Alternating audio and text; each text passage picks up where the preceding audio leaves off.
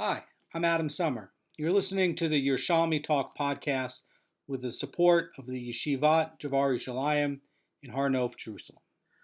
This is Peah Chapter 5, Halacha 2, continued. Keep in mind, as we're going forward in this Mishnah and these sugyas, what we're trying to do is we're trying to sort out and go through a way where in Halacha, everybody's property is maintained.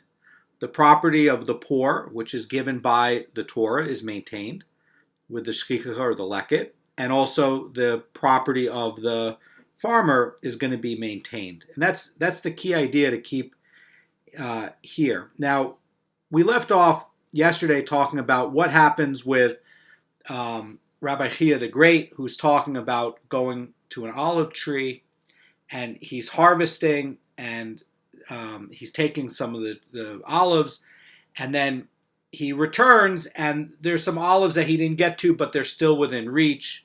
And Rabbi Chiya the Great says that they're still not shchicha, they still belong to the farmer, and they don't belong to the poor yet.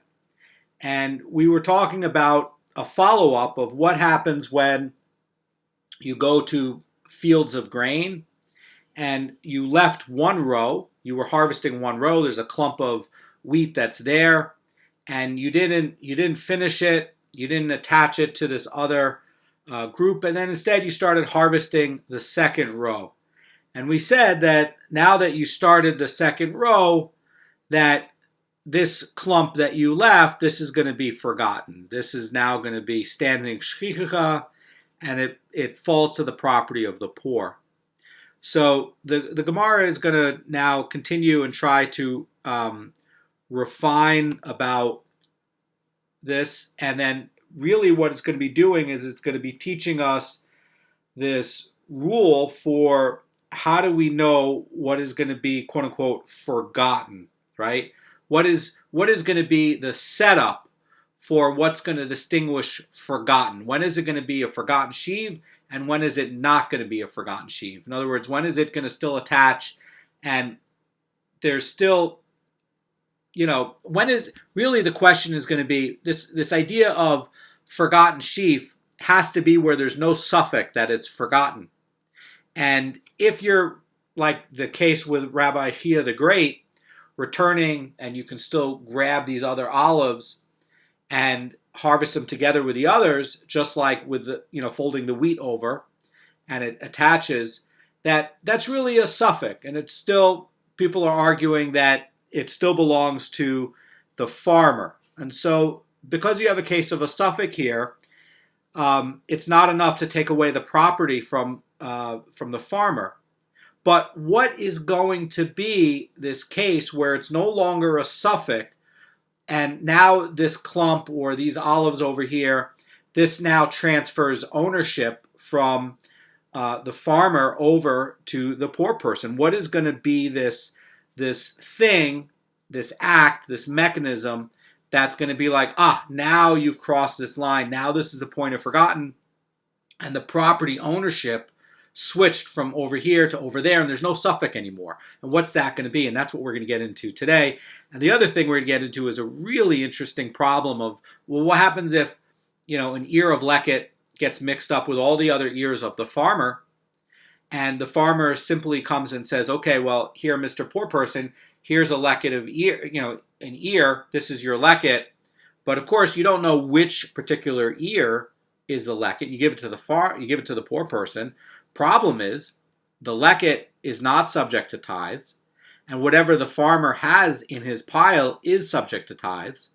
So whatever ear you give, you have to tithe and then give it to the poor. But the problem is that you've now given something smaller than what the poor person actually owned. So you really didn't give him what was Leket. By the way, the poor person, since it's not Leket, would still have to tithe it because it's not halachically Leket. So in this case, how do you rectify it? How do you fix it so that the grain pile that the farmer has is clean and everything is his property in it? And how do you give the poor person his property without it messing things up and taking away from the Kohanim and the Levim? So you have a again, this idea of everything that's going on here is to go through and to maintain where everybody has the proper ownership throughout this. The Kohanim have it because you're not diminishing from tithing. The farmer has what's his, and the poor person has what's his. The poor person has the property because the Torah says so. The Torah says that, these forgotten sheaves or this fallen ears, these belong to the poor. This has now switched over to the poor. So the Gemara is going to talk about this question about these forgotten ears, ears that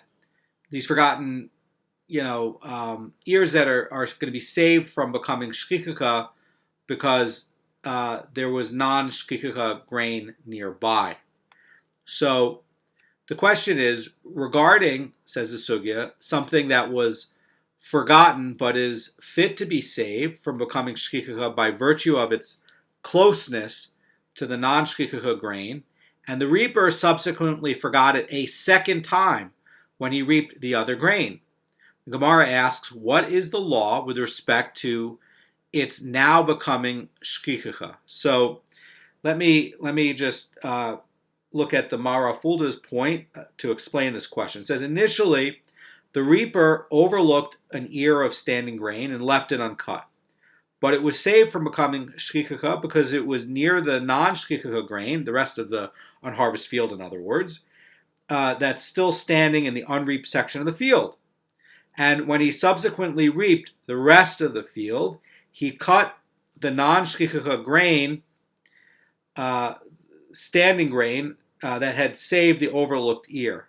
But once again, he overlooked those standing ears. And at this point, the forgotten ear is no longer, the forgotten ear no longer has any standing grain that is in the proximity that can save from becoming shkikaka. That's the question. In other words, you have this clump of wheat. It's maybe 2 feet away from the unharvested patch. This is basically what it's saying.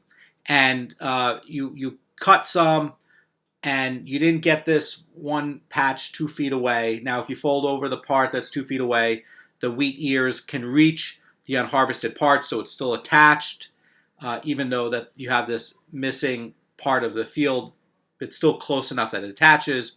And the guy cuts on the first time, and he guns, and he makes some sheaves. He returns the second time. Now, we were talking about this before. He's supposed to grab this clump that's 2 feet away, harvest it, and harvest it together with the remaining part, and it's not shkikaka.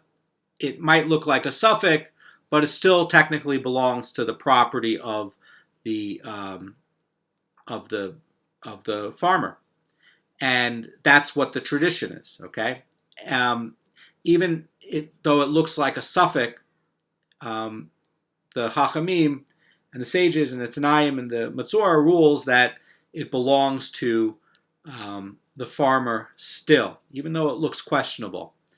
So now the case that the Gemara is talking about is that, okay, well, that clump that's 2 feet away, you come back and you didn't grab it and harvest it like what we were talking about before, where you're harvesting it together, there's no problem.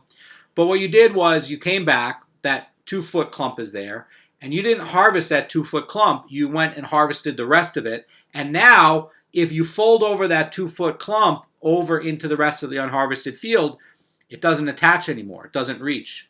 So that is going to be the question. And the question is going to be, now, does it become shkikaka because it was forgotten a second time, and it can't be folded over and saved by any nearby grain? But maybe the question is going to be that maybe, since at the time of its initial forgetting it was saved from becoming shkikaka in the first place, that any forgetting after will not have an effect of rendering it shkikaka. That's really what the question is going to be. In other words, okay, you have this 2-foot clump, they harvested the rest of it, and the question is going to be that, okay, well, now the second time that you came back, does that count it as forgetting? Or are they going to be asking of, okay, wait a second, could it be that you forgot it this one time, but it was going to attach the first time, and because it was going to attach to the first time, and for whatever reason you just didn't get to it the second time, it's still saved and it's still in his property. It still hasn't transferred to the property of the poor. That's going to be the question. Another note by the Mara Fulda on here is going to be that, if it's only the initial forgetting that can render something shchicha, if that forgetting was ineffective and a subsequent forgetting, the question is that going to be disregarded? In other words, it's in this idea of, well, it could attach before and it was forgotten the first time, but it's still in the property of the farmer. So according to the Mara Fulda, the question is not only to the case in which the reaper cut the standing grain and forgot the previously forgotten ear, but also to a case where he eventually forgot the standing grain and previously, forgot the ears. So in this instance, says Amara Fulda, the standing grain itself has been rendered shchicha, so it can no longer have the capacity to save the forgotten ear from becoming shchicha. So now they're asking about whether that ear, which is now forgotten a second time, now becomes shchicha because you have a second forgetting, or if once it's saved at the initial forgetting, that it can never become shchicha, and that's really going to be the question. The question is going to be whether once it's forgotten, but it has this quality of having been attached and the property didn't transfer, that is it still going to be the property of the farmer? That's the question. So the Gemara is going to come up with a resolution, and the sugyas says, let us learn a resolution from the following discussion pertaining to shchicha of sheaves, and regarding a case where one removed the first, second, and third sheaves in a row of sheaves to the threshing floor, and then he forgot a fourth sheaf, and moved on to the fifth sheaf. Two versions of the law are taught. So the term is going to be imer, which literally in Hebrew means bundled. So, and it's used to have this idea of removing a bundle. Okay, so really what it's going to be asking is, although he went over the fourth sheaf without taking it, it doesn't become shchicha until he actually goes on to take the fifth sheaf. And that's actually the note by the Rambam from Hilchos Matanos Aniyim in 5:6, Halacha 6. So really, what the Rambam is going to be pointing out is that with this baraisa, for coming up with a halacha, that the person is not deemed to have completely diverted his attention from this fourth sheaf, and thus to have, quote unquote, forgotten it until he goes past it and waits long enough to take the next sheaf. And the Rambam points out that at that point, it becomes shchicha even though he did not actually take the fifth sheaf. So that's basically what it's going to be talking about. In other words, let me read it again. It says that, let us learn the resolution from the following discussion pertaining to the shchicha of sheaves, these things that are already cut, because we know that shchicha comes in two forms, either the standing grain or the cut bundled sheaves. And it says, regarding a case where one removed the first, second, and third sheaves of a row of sheaves to the threshing floor, and then he forgot the fourth sheaf and moved on to the fifth sheaf, two versions of the law are taught. There are teachers of the Brisas who teach if he took the fifth sheaf, the fourth sheaf is rendered shchicha. But if he did not take it, the fourth sheaf is not rendered shchicha. And there are teachers of the Brisa who teach that if he passed the fourth sheaf and he waited long enough to take the fifth sheaf, the fourth sheaf is automatically rendered shchicha, even though he did not actually take the fifth one. Now, that's the point that the Rambam has, is that if he actually uh, that that it's actually until he takes the sheaf that it's going to be shchicha, and it's not going to be where you totally diverted your attention, you walked past it, and you walked up to the fifth one, and you put your attention on the fifth one, but you didn't pick it up, and so then that fourth one is not yet becoming shchicha. It's not enough just to divert the attention. That's the point of the Rambam. That's the question of the Gemara, but the Rambam is saying that it's actually when you're bending over to pick up this fifth one. But you could see where, okay, you've already forgotten the fourth one, you've already walked over to the fifth one, and your intention is going to be to pick up this fifth one. So the question is going to be, well, this intention of now being over at the fifth one, does that constitute forgetting of the fourth one, making the fourth one shchicha? Or is it the actual acquisition and kinyan of picking it up? And the Rambam's point is, no, the actual act of making a kinyan and acquiring and picking up the fifth one, that's going to be what is going to render the fourth one to be forgotten, because you have to make a kinyan. And the Rambam's point is that it's not enough to have the intention to go over there and to be over there and not to be over by the fourth one, but the act of actually acquiring it, picking it up, that's what renders it forgotten.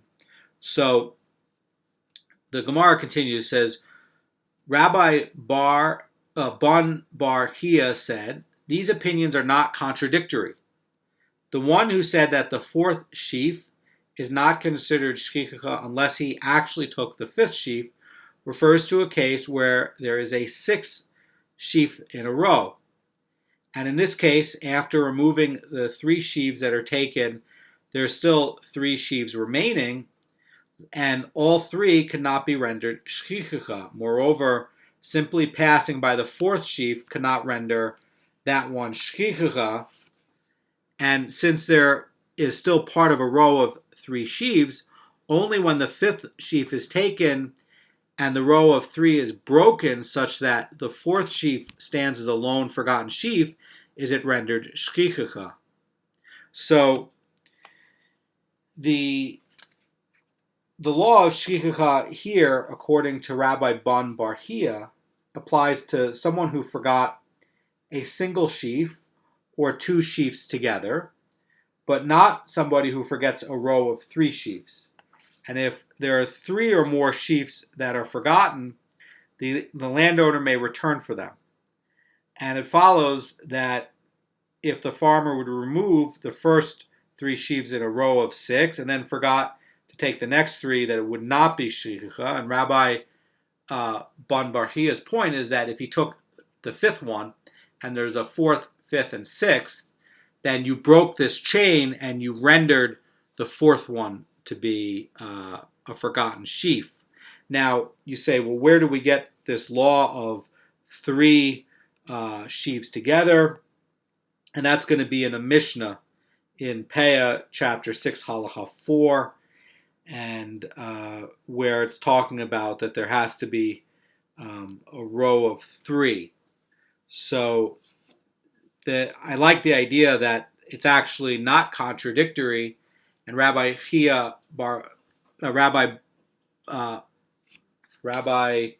Bon Bar Chia is saying that actually the tradition is saying that there was actually six sheaves, and really you've taken the fifth one, broke this chain, the fourth one is going to be. And it's this acquisition of the fifth one that broke the chain and rendered the fourth one to be shchicha. So the Gemara continues and it says, and the one who said that the fourth sheaf is rendered shchicha, if he merely passed it by waiting long enough to take the fifth sheaf, refers to a case where there is no sixth sheaf in a row, where he overlooks the fourth one, it stands alone as a forgotten sheaf, so it's automatically rendered shchicha. So what an amazing insight. So according to this Gemara, there's actually no malochet at all. One part is talking about a case of 6 sheaves, and you came and you broke the chain. You've acquired the 5th one. There was a 6th one to make it a chain of 3. You acquired the middle one, and then you've rendered the 4th one to be forgotten. In this other case is where there is no 6th, and really what it is because there is no 6th one, you've come up to the 5th one. You've stared at it even before you've acquired it. So they're saying that because there's no 6th one in the chain, that you've merely passed by, you waited long enough to take it, although you didn't actually pick it up. And so in this case, you've overlooked the 4th one. And so that this 4th one now is a forgotten sheaf, and it's going to be rendered shkichucha. So the Mara Fulda says that since the original row contained only 5 sheaves, and the farmer had already removed the first 3, and the remaining 2 do not constitute a row, but they constitute individual sheaves, as long as he passes the 4th sheaf and diverts his attention to the 5th, the forgotten sheaf is going to be rendered shkichucha. Now, it's going to be interesting to see why the Rambam rules in Hilchos Matanos Aniyim, chapter 5, Halacha 6, which is that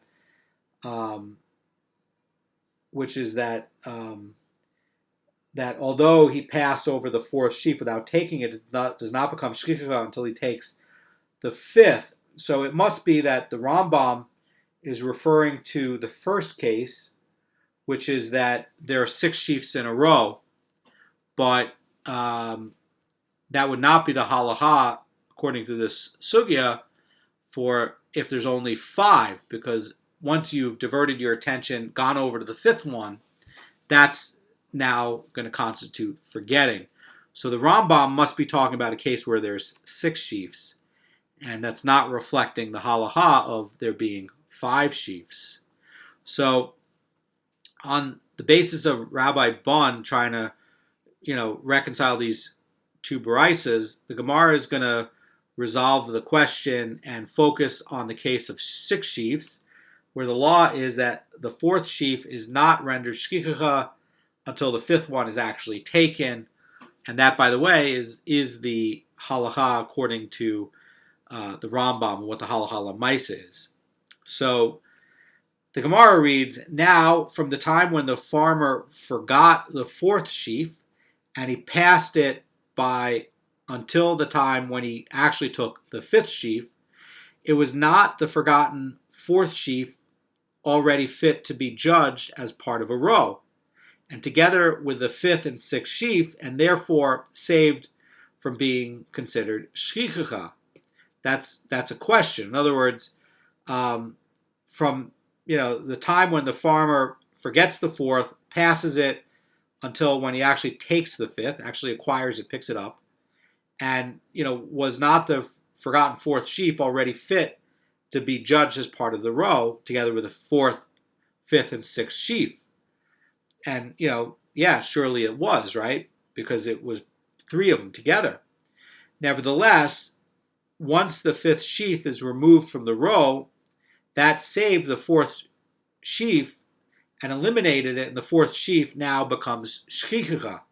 The Gemara says, this in effect tells us that if there is something that is fit to be saved from becoming shkichucha by virtue of its closeness to the non-shkichucha produce, and the reaper subsequently forgot it again when it no longer had the shkichucha and the proximity, it's going to be rendered shkichucha at the time. So what we learn from this about the case of 6 sheafs together, 3 and 3, is going to be the same thing, that this quote-unquote forgotten status doesn't cling onto this clump that's 2 feet away forever. That once he's gone and continued the second time to go harvest the rest of this field, this act of harvesting now and this act of not acquiring the this clump that's 2 feet away, and now creating enough space where you can't fold it over and connect it anymore. Now that's considered to be shchicha, and it's not saved from quote unquote forgetting, where it's continuously like it was attached the first time. So the Mara Fulda says that in this case, it's going to be rendered shchicha even after the time of the initial forgetting and the subsequent saving, as long as the circumstances warranted the later time. So basically, it doesn't get saved a second time, and it counts as being forgotten. So in anticipation of introducing another resolution to this, the Gemara is going to restate this question. So the Gemara reads, regarding something that was forgotten but is fit to be saved from becoming shchicha by virtue of its closeness to non-shchicha grain, and the reaper subsequently forgot it a second time when he reaped the other grain, what is the law with respect to it now becoming shchicha? Does it become shchicha on account of it having been forgotten this time, when it can no longer merely be saved by standing grain? Or perhaps, since at the time of its initial forgetting it was saved from becoming shchicha, and the subsequent forgetting will not have an effect on rendering it shchicha? That's really the question. So there's going to be a resolution, and really it's an interesting and novel way to do it. So we know that there's two kinds of shchichas. There's one that's standing grain, and there's one that's sheaves that are cut. So the question is going to be, well, what happens if you have standing grain, and it's going to be left next to some sheaves? So are those two going to connect it over to the unharvested field? And what's going to be the status of that? So there's a resolution to this question, and it says, let us learn the resolution from the following Mishnah, which deals with the maximum measure of produce that can be considered shchicha. So that's going to be in Peah Chapter 6, Halacha 6. And it says that the rule is that if one forgets a sheaf containing 2 seah of produce, or a patch of standing grain containing 2 seah, it does not become shchicha. Only the lesser amounts are subject to becoming shchicha. So the Gemara is going to be where there's a cut and uncut portion that's forgotten in the area. First, the cut produce and the standing produce that's next to it, and it's the owner's practice to cut a patch of grain, immediately bundle it, remove it before going on to the next patch.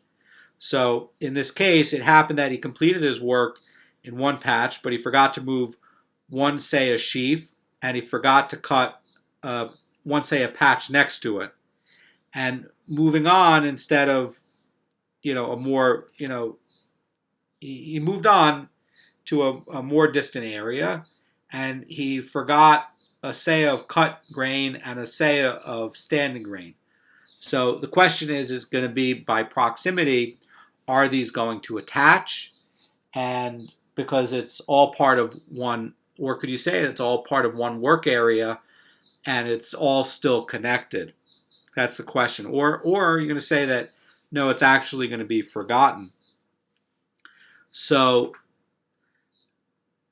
the Gemara, continues, says, let the cut grain be saved on account of the uncut grain, even after the uncut grain itself is forgotten. Why does the Mishnah consider the cut grain shchicha?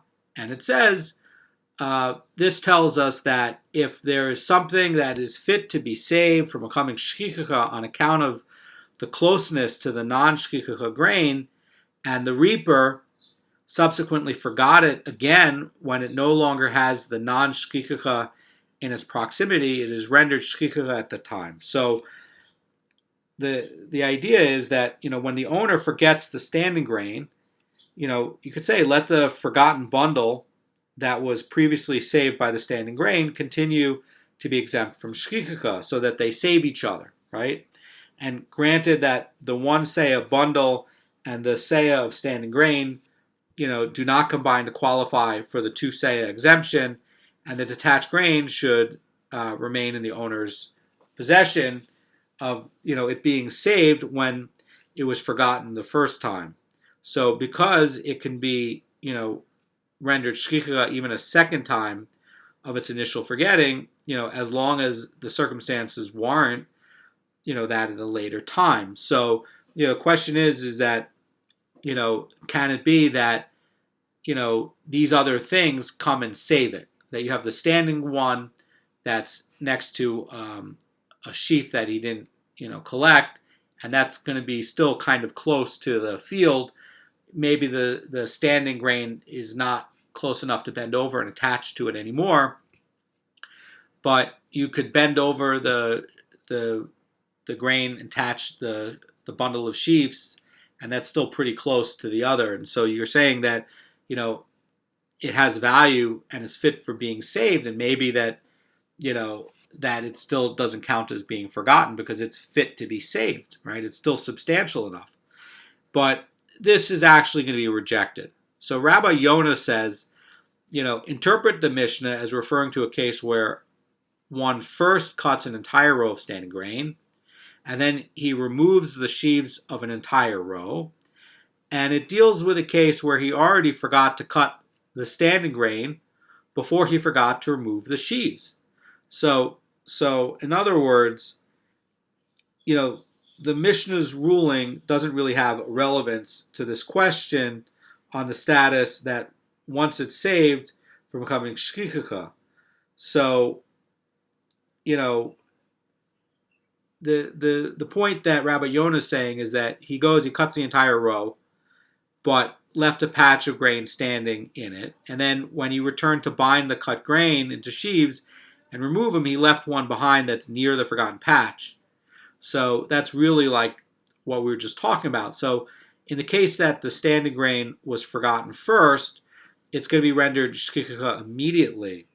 So, already this nearby forgotten sheaf doesn't save it because a non-shkika sheaf does not save forgotten grain from becoming shkika, because once he already started to bundle it and left it, it's already transferred property ownership. That's the point. So it doesn't come and save it, doesn't come and combine later, because once he's actually gone to do this next step, that it now is going to be forgotten. The intention effectively changed, and now that's the point where the ownership has transferred. So, when the sheaf is, going to be forgotten, there is no non-shkika in its proximity that can save it from becoming shkika. That's the point. So, the point is that they do not combine for this two seah exemption, but actually both of them are going to be belonging to the poor. That's the point, because once you've gone on to this next process, the first part went and transferred ownership, and then the second part doesn't get saved by the first part, and that also transfers ownership. So in the case of the standing grain that's forgotten, and then the sheaf that's next to it, and he's been cutting and bundling and then returning to work to cut and bundle, and he forgot this standing grain here and this bundle over here, that both of those, this one and that one, the standing one and this sheaf over here, do not combine, and that as soon as he's gone on to this next step, the first one transferred already, so he can't reacquire it, and the next one also transferred because he left that and went and collected the other bundles. So that's now forgotten. So the Mishnah stated that if an ear of Leket becomes mingled with the owner's grain stack. By the way, one more thing, because we're getting into this next part of the Mishnah, but it really ties into this part of what we were talking about with this mission as well, that this is the point at which property ownership transfers. Okay, so this whole Mishnah is really a case about, when does property transfer from this one to that one, and how do you do it so that you have integrity with the ownership, so that when you're having your bundles, like what we were just talking about, or your wheat that you're harvesting and you're cutting, that all of your wheat is your wheat, and all of these parts over here are belonging to the poor, and it's not mixed up. That you don't have some part that is really belonging to the poor inside of your portion. Because there's a lot of problems that come up if you mix the ownership. And we're going to see that here. In other words, you say, well, why can't I just give over 1 year to fix this problem coming up? And there's a lot of problems with that. So the Mishnah was talking about, if you have an ear of Leket that becomes mingled with the owner's grain stack, the owner tithes 1 year of grain and gives it to a poor person in exchange for the Leket. So you have the grain stack, the ear falls in it, it's Leket, and all the Leket ears of grain look the same. And you say, why can't the farmer just pick one out and hand it over and say, hi, this is your Leket. This is now Leket. We know that Leket, for the poor person, he doesn't have to tithe it. But we know from what all the farmer has there, he has to go and, it's subject to tithes. Once he starts to smooth it, it's subject to tithes. So there's a part there that, is going to be subject to tithes. Also, it's what he's giving him is not really real Leket. And you can't distinguish which, ear is your ear and which ear belongs to the poor person, because they all look the same. So the Gemara asks, so how does he do the tithing to ensure that the ear he gives the poor person is actually tithed properly? So, as we explained, the Leket ear is exempt from tithes, but the substitute ear that the owner gives the poor person also has to be free of any liability of tithes, so that the poor person is actually compensated in full. Now, if you go and tithe your part and you give the ear over to the poor person, you've actually not really given him 1 ear. You've given him less than 1 ear because you had to tithe it. So actually what you've given him is actually less. He's not entitled to tithe. You are. But he's gotten less because you've tithed that ear and given it to him. So now he has less than an ear. But if he had true Leket, then he wouldn't have had to tithe. He'd have more. So you've actually taken away from the poor. And it's not the property. You've actually diminished his property. So the Gemara answers, he says, he brings 2 ears from the stock in which the Leket ear is mingled, and he takes one of them and says, if this ear that I have selected is actual Leket, it is fine as it is, for it is exempt from tithing, and I may give it to the poor without designating any tithes for it. And if it is not the Leket ear, but is actually one of my own ears of tevel grain, it requires tithes are hereby designated in this second ear, and he gives the poor person the first ear. So in the Mara Fulda says that, the first ear is definitely permitted to the poor person in its entirety, because in the actual Leket, it's going to be, because, it's exempt in the first place, and, the owner is going to be designating the tithes on the second year, and then he's going to be giving the first person something that's, going to be fully compensated. But the Gemara is going to question this, because that seems, it seems like it's too easy. So the Gemara asks, it says, but be concerned and say, perhaps the first year is tevel and requires tithing, and the one in which he designates the tithes is a second year, is Leket, which cannot be designated for truma or meiser. So the ear that he selected for the poor will remain tevel. So the Mara Fulda points out that since the Leket is exempt from the requirements of truma and meiser, it cannot be designated as truma and meiser for something else. And if it is designated Truma and Meiser for that produce still remains Tevel. So in other words, the problem with this resolution is to say, okay, no, the Leket ear is that second one that you're holding up, and now that you're tithing it, that's fine. But this one that you've given me is Tevel, and it is subject to tithes. You tithe illegally the Leket one that's not subject to tithes, and this one you gave me is still subject to tithes. You didn't fix anything. All you did was take away property from the poor over here and property from poor over there. So how do you fix this? So the Gemara is going to answer, and Rabbi Yonah says he actually brings 2 ears in addition to the ear he selected for the poor. So now there's 3 ears basically. And the Gemara continues and he says, and he takes the selected ear and says, if this one is the actual Leket ear, it is fine as it is, for it is exempt from tithing, and I may give it to the poor without designating any tithes. And if it is not the Leket ear, but is actually one of my own ears of Tevel grain, it is required tithes are hereby designated in this second ear, here in this second ear. And then he has to make a third stipulation. And about the third ear, it says, he has to say, if the first ear is Tevel and the second is actually the Leket ear, then the tithes for the first are hereby designated in this third ear. And the sugyas says, then he gives the poor person one of them and the first ear that he selected. So, in other words, since the second and third ear cannot both be Leket, because there's only one Leket ear that's lost in the stack, the selected ear is now definitely Tevel free, because even if it's not the Leket ear and requires tithing, its tithes have been designated in either the second or the third ear. And the Rosh points out that, while the term one of them might be construed as referring to any one of the 3 ears, it is obvious from the preceding discussion that only the first ear is fit to be given to the poor person, and this is what was stated.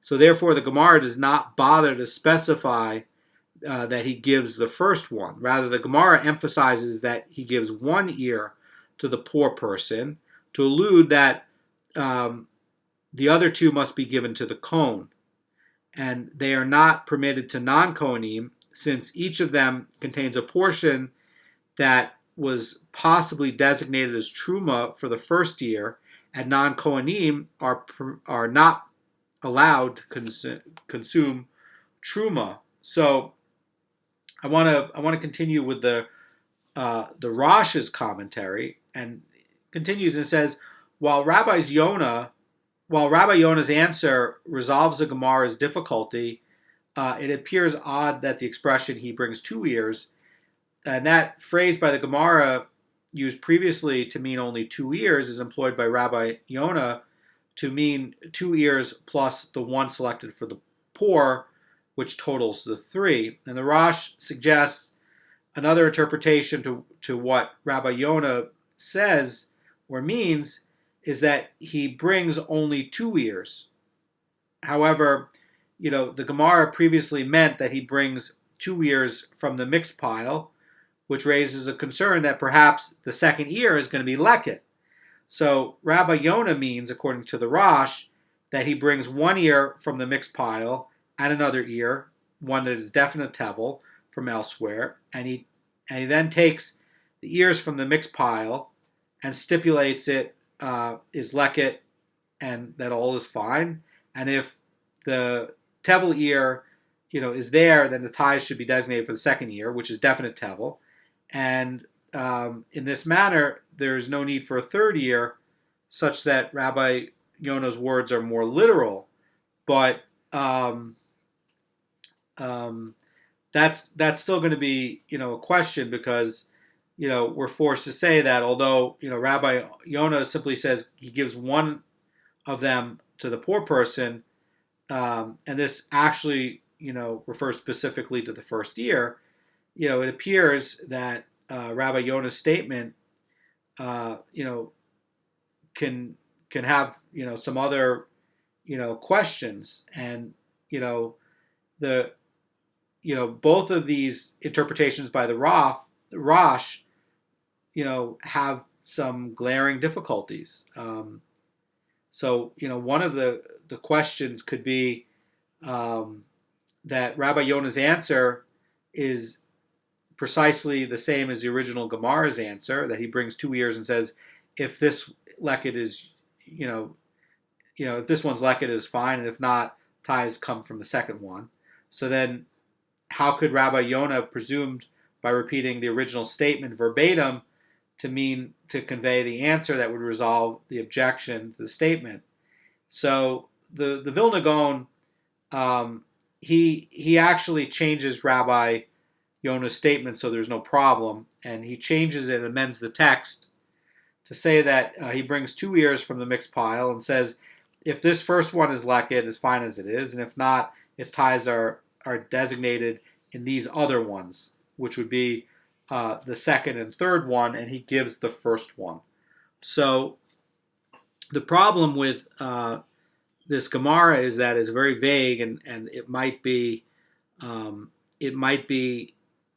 one interpretation by the Rosh, and that this is written by the scribe in this way, but it also could be that there's a mistake, and that it had to be adjusted.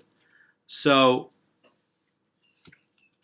the Tanna Kama of the Mishnah rules that when a leket ear becomes mingled with the owner's produce, the owner's tithes one of the ears and gives it to a poor person in exchange for the leket ear. But Rabbi Eliezer in this Mishnah argues that this substitution is not valid because the poor person never had possession of the leket ear, so he cannot legally effect an exchange through it. So the Gemara is going to explain how the Tanna Kama deal with Rabbi Eliezer's objection that actually the poor person never actually acquired it.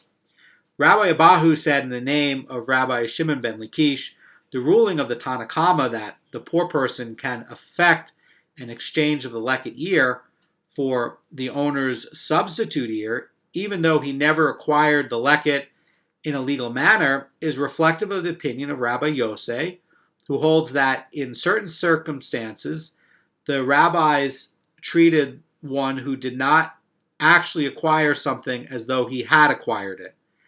And the Gemara continues and says, for we learned there in a Mishnah regarding a case in which an Israelite had 2 animals, and one of them was a bachor, but he does not know which, that he is required to give one of these animals to a kohen, and he may keep the other for himself.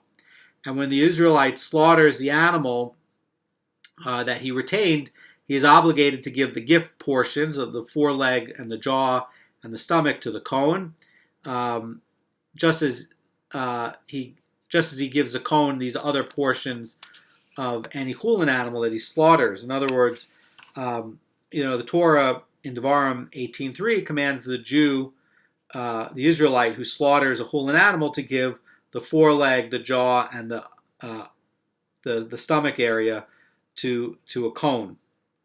It's like the breast area, and so the requirement does not apply to somebody who slaughters a blemished kodashim animal. So when the Israelite slaughters the animal that he actually kept, it's uncertain whether he has to give the gift portions to the kohen.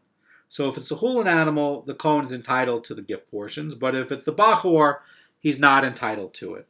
So in this case of questionable liability, they're saying that to fix it, the Israelite gives them what the kohanim would be getting, and thereby fixes it. But it's like what Rabbi Shimon ben Lakish is saying, which is that he never actually acquired it, but it's as though he acquired it. So Rabbi Yosei is going to be exempting him from from giving the gift portions to a kohen, and that's what's going to be curious about it. So Rabbi Yosei says whenever the exchange for an animal is in the hands of a kohen, the owner is exempt from distributing the gift portions to the kohen, and Rabbi Meir, however, obligates the owner to distribute the gift portions. In other words, Rabbi Meir disputes Rabbi Yossi's argument that the rabbis treated the Kohen who did not actually acquire the Bahor as though he actually acquired it. So accordingly, in the event that the animal retained by the Israelite is the Bahor, it was never given to the Kohen, and the Kohen does indeed have a claim to it. So therefore, the Kohen can demand the gift portions of the Israelite's animal with, the either way argument mentioned that we were talking about with the Leket ear. In other words, you could say that either this one that you kept or this one that you sacrificed is the Kohen's, and therefore we're keeping the gift portion. That's effectively what Rabbi Meir is saying. The point here is, though, that according to Rabbi Eliezer's point, is that it has to be acquired first, right? So that it might not have actually been acquired in order to give the gift portion. And the point that, Rabbi Shimon ben Lakish is pointing out is that you can have this substitution. So this is a big salad here. What's going to be? And the Gemara is going to have a different interpretation of Rabbi Yossi's ruling regarding this mingled Bahor. Rabbi Ba said, according to Rabbi Yossi's opinion, the Israelite who owns the two animals must first convey the Bahor to the Kohen through a valid act of acquisition and then effect with him an exchange that allows the Israelite to keep one of the animals. And only then is he exempt from giving the Kohen the gift portions of the animal in his possession. In other words, that Rabbi Ba is going to be rejecting the notion that, according to Rabbi Yossi, that the rabbis treated one who did not acquire something as though he acquired it. So there's contention to Rabbi Yossi's point here. So Rabbi Ba is pointing out that the Kohen is not considered the legal owner of the Bahor unless the Israelite conveys it through an act of kinyan. It has to go through a valid act of kinyan. So assuming that there's no actual kinyan made, the Kohen is unable to exchange the Bahor with another animal. And then, of course, if the Kohen never actually made a kinyan of it, then how can he get the portion of the gifts? Because he never actually got the kinyan. So it follows that if the animal retained by the Israelite is actually the Bahor, the Kohen never actually effected an exchange for it and never relinquished the rights. So he can make a claim against the Israelite for either animal or its gift portion utilizing the either way argument. But accordingly, the question is going to arise as to why Rabbi Yossi exempts the Israelite from giving, the gift portion to the Kohen. Rabbi Ba explains that Rabbi Yossi means that if the Israelite actually conveyed the Bahor to the Kohen through a valid kinyan, he is exempt from giving the Kohen the gift portion of the animal he retained. And to accomplish this, the Israelite appoints an agent to act as the Kohen's behalf, and the person performs a kinyan and says, I hereby acquire on the Kohen's behalf whichever of these animals is the Bahor, and at that point, the Kohen owns the Bahor. Although it's unidentified, but the Israelite, owns, the Hulin animal, and the Israelite then gives one of the animals to the Kohen and stipulates, if this is the Bahor, then all is fine, and if it is the Hulin, then it is given to you in lieu of the Bahor that I conveyed to you, and the Bahor becomes mine. And assuming that the Israelite actually retained the Bahor, he acquires legal ownership by virtue of this exchange, and he's exempt from giving the gift portions to the poor, to the Kohen. Although the Bahor was actually acquired. So in this case, the Kohanim got the Bahor, and even if the Israelite kept the Bahor, that the Bahor status is effectively switched over and the gifts are switched over. So the Kohanim are still getting it. So there's going to be another Amora who comments, also a Rabbi Yosei, but this is a different Rabbi Yosei. This is Rabbi Yosei bar Zavida, and he's an Amora, and don't confuse him with the Tana Rabbi Yossi who we're talking about. And the Tana Rabbi Yossi, we're talking about Rabbi Yosei bar Halafta, and that's whose opinion is going to appear in the Mishnah that we just talked about. This is talking about an Amora Rabbi Yosei. So the Rabbi Yosei bar Zavida Rabbi Yosei said this teaching of Rabbi Ba is in disagreement with the teaching by Rish Lakish. For we learned in the Mishnah, Rabbi Eliezer said, but how can this poor person affect an exchange with the owner through something like the Leket ear that has not come into his possession? Rather, says the sugya, the owner must convey a right in the entire stack to the poor person, so that the poor person should acquire the Leket ear and be able to exchange it.